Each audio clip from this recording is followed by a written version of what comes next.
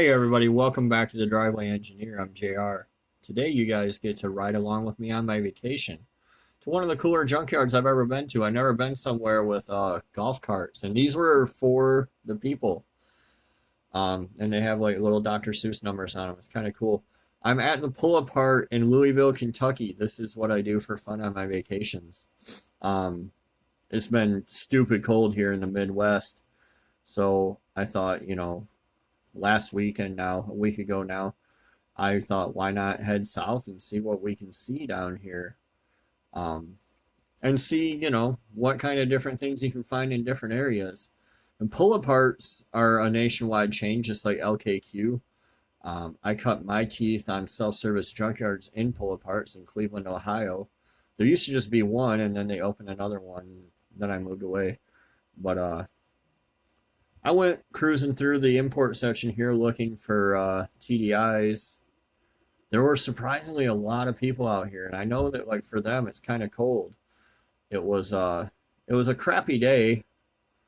It was, for them it was a nice day. For me it was 52 and kind of drizzly, which compared to 17 and death back home was pretty nice. The yard's pretty hard packed too, which was nice. It was easy to walk around. It's pretty orderly. You guys have seen I've been in worse yards for sure.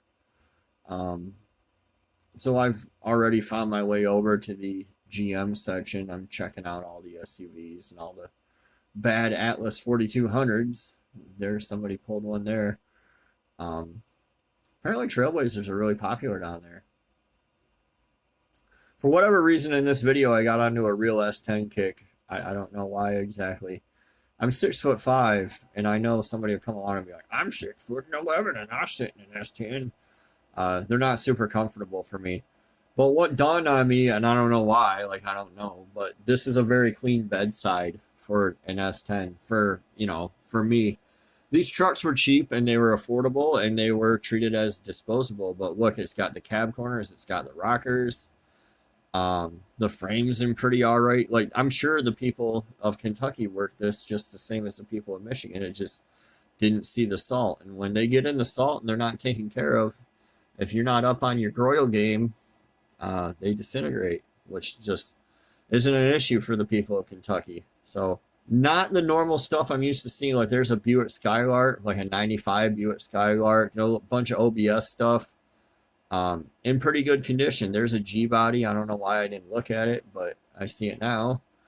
I'm actually going to split this video into two pieces too, maybe three, because I spent a couple hours out here, and I'm not going to spend all that time. There's a standard 3800.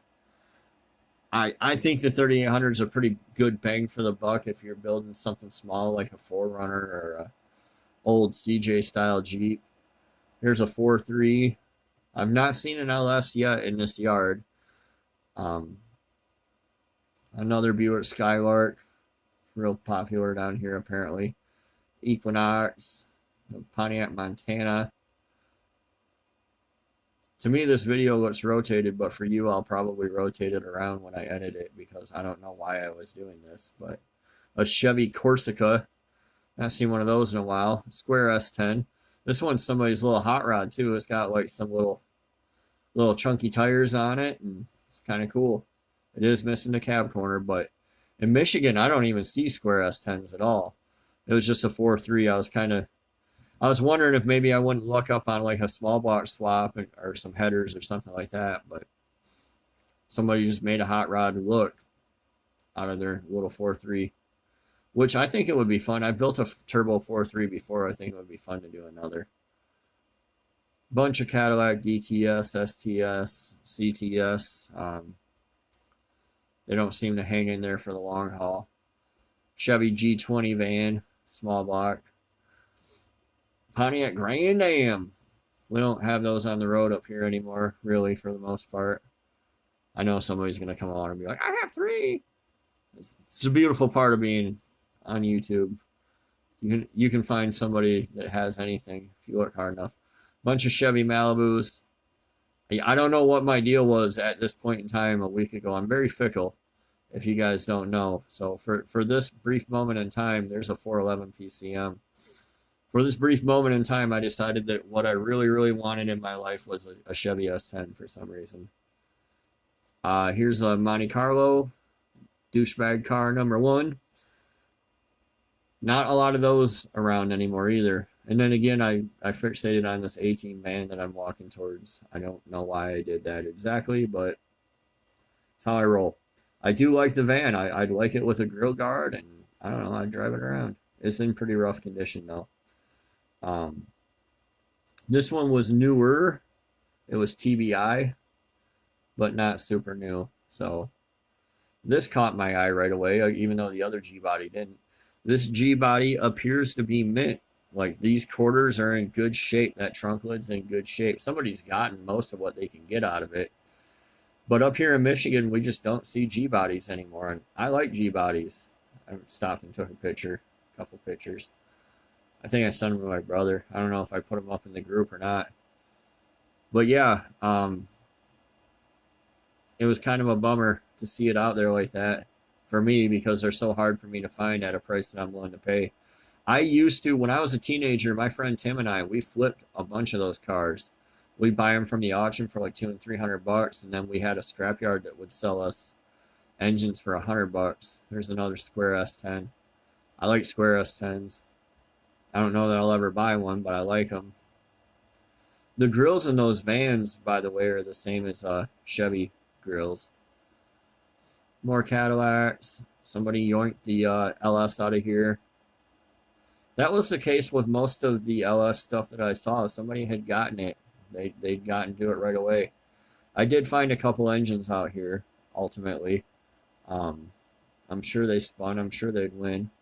Again, look at this Monte Carlo. Quarters intact. And this all goes up to what you guys will see a couple videos from now, what I did, ultimately.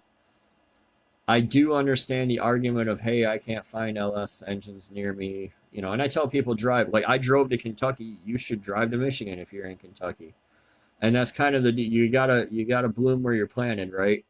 Whatever gifts God's given you, whatever area you're in, you have something to offer. And what you have to offer, here's a Gen 4 one.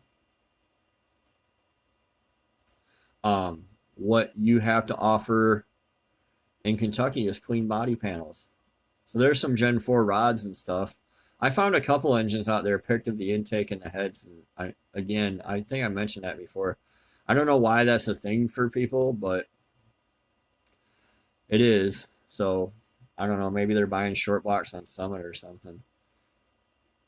I don't know what was up with these huge gaps between some of the rows either. It was a little weird, but whatever. I'm not here to judge. I'm just here to see what kind of treasures the people of Kentucky have for me. So, nothing that really changed my life. Buick Rendezvous, I think that thing is. It's basically an Aztec. More Cadillacs. They love the DeVilles and the DTSs down there. Southern folks.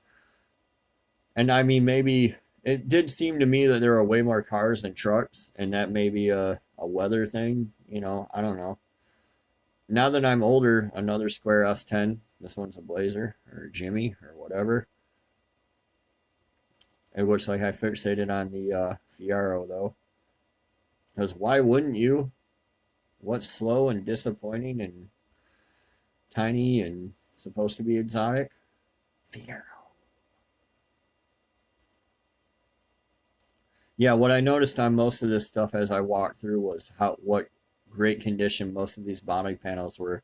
Another square S10 off to my left. There were just hordes and hordes of Trailblazers out here. I couldn't believe that. But yeah, a lot of cars, and I don't know. When I was younger, I drove cars almost predominantly, but now that I'm older, I drive trucks almost predominantly. This guy, some clever soul had hidden the M90. This is a Buick Regal GS with an M90 supercharged 3800. Had hidden it under the seat. You'll find that from time to time if you don't know. It's kind of how people in the junkyard roll. I didn't care. I didn't have any tools, so I just covered it back up and went about my business. But sometimes I will theft people that do that because, you know, finders keepers, right? He got a weird olive drab S10, the round ones. I don't like the round ones. It's back row, but I've only, this row is probably 75, 80 yards long. So, and there must have been 24, 25 rows. There's a lot of area here. Here's another one missing all the top end stuff. Again, don't know why people are doing that, but all right, we'll continue walking here. We got the old Sunfire. Those were always good for a laugh. It's kind of a bummer, like the L200 or whatever, SC200. A lot of these cars are long gone from Michigan, and they were really affordable, like little beater cars for a long time. You know, you get one for $800 and drive it for a year or two. Unfortunately for us, people don't take care of stuff, and then the salt eats everything.